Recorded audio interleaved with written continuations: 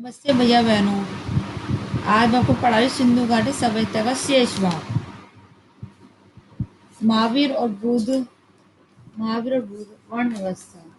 वर्ण व्यवस्था का मतलब है लोगों द्वारा किए जाने वाले कामों के आधार पर बंटवारा। जैन धर्म और बौद्ध धर्म दोनों वैदिक धर्म से कटकर अलग हुए।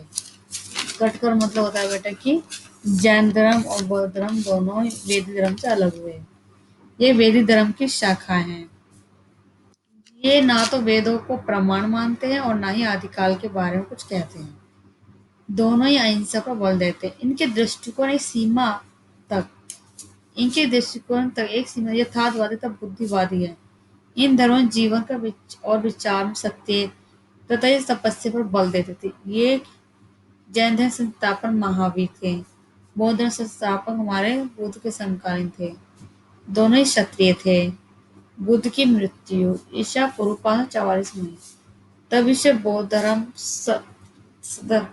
समय शुरू हुआ। बौद्ध साहित्य में लिखा गया।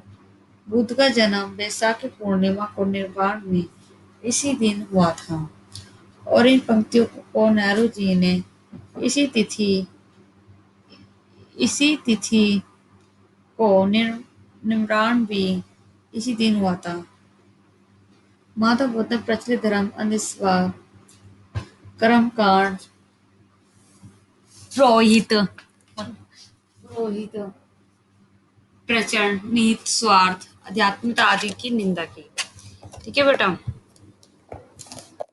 फिर इसमें है हमारा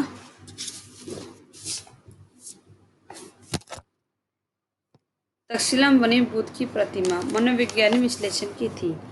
ऐसा मनो जिसमें आत्मा के लिए जगह नहीं थी। बुद्ध ने वर्ण व्यवस्था पर सीधा वार नहीं किया, लेकिन अपनी संघ व्यवस्था में उन्होंने कोई स्थान भी नहीं दिया। ये विचित्र महत्वपूर्ण बात है कि भारतीय इतिहास के लंबे दौर पुरोहित प्रचलन व्यवस्था को कठोरता विरोध बड़े लोगों ने बार बार चेतावनी दी। जीवन के हर पहलू को अपने में जकड़ लिया। जैन धर्म जाति व्यवस्था के प्रति सहिष्णु थे। अपने स्वयं को जाति व्यवस्था के रूप में डाल दिया और हिंदू धर्म की शाखा के रूप में जिंदा। दूसरी ओर बौद्ध धर्म अपने विचारों तथा दृष्टिकोण में स्वतंत्र रहा और भारत के बाहर खूब फला फूला। अब बुद्ध की शिक्षा। जो भारतीय ब्रह्म ज्ञान की गुत्थियों से में उलझे रहते हैं। ठीक है बेटा। बुद्ध ने अपने शिष्यों से कहा सभी देशों में जाओ और इस धर्म का प्रचार करो जितना हो सकता है। उन्होंने श्रीलंका भी भेजा।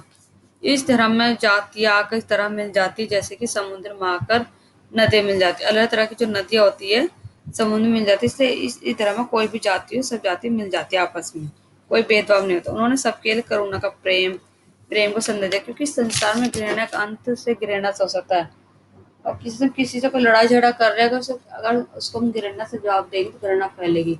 तो घृणा से उसको प्यार दिया जाए। मनुष्यों को क्रोध से दया से बुराई को भलाई से काबू पाना चाहिए। ये सदाचार आत्मविश्वास आदर्श इनको सिखाए जाते थे। युद्ध में भले ही कोई 1000 आदमियों पर विजय पा ले लेकिन जो स्वयं पर विजय पाता है वही सच्चा विजेता कहलाता है। मनुष्य को जाति जन्म से नहीं बल्कि केवल कर्म से तय होती है। उन्होंने ये उपदेश न किसी धर्म के समर्थन पर दिया और ना ही किसी से सहारा लिया। लोगों से कहा कि अपने मन के भीतर सत्य की भावना को खोज करें। सत्य को ही आप जानकारी का अभाव सब दुखों का कारण है। हमें निर्णय नहीं लेना चाहिए कि इसलिए हमें अपने आप को चीजों तक सीमित रखना चाहिए जिन्हें हम दे सकते हैं। उनके बारे में निश्चित जानकारी हासिल कर सकते हैं। बुद्ध की पद्धति मनोविज्ञान की पद्धति बात पर जानकारी हैरत डालने वाली है कि विज्ञान के बारे में अंतर्दृष्टि कितनी गहरी कितनी खोजपूर्ण हो सकती है। जीवन में वेदना और दुख पर बौद्ध धर्म में बहुत बहुत बल दिया गया। बुद्ध ने जिन 4 आर्य सत्यों का निरूपण किया है उसका संबंध दुख कारण दुख के अंत की संभावना और उसे समाप्त करने के उपाय से है।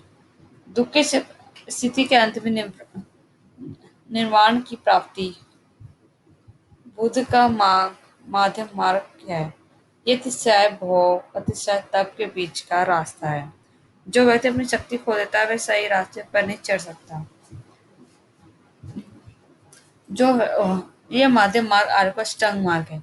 ये विश्वास है कि आकांक्षा सही, सही वचन, सही आचरण, जीवन यापन का ढंग सही, प्रयास सही, विचारों सही आनंद। बुद्ध ने अपने शिष्यों को कई बातें बताई है जो उनके विचार से लोग समझ सकते हैं और आचरण कर सकते हैं। कहा जाता है कि एक बार उन्होंने अपने हाथ में कुछ सूखी पत्ते लेकर अपने प्रिय शिष्य आनंद से पूछा कि उनके हाथ में जो पत्तियों के अलावा कोई है या नहीं। आनंद उत्तर दिया, पतझड़ की पत्तियां तब सिर्फ गिर रही है और वे इतनी ही, उनकी गणना नहीं की जा सकती। तब बुद्ध ने कहा, इस तरह मैंने तुम्हें मुट्ठी भर सत्य दिया है, किंतु सिर्फ कई हजारों सत्य ऐसे हैं जिनकी गणना नहीं की जा सकती। ठीक है बेटा, शेष वापन कल कर कराऊंगी। कठिन शब्द आपको याद करना तब पुस्तिका में लिखना है। धन्यवाद।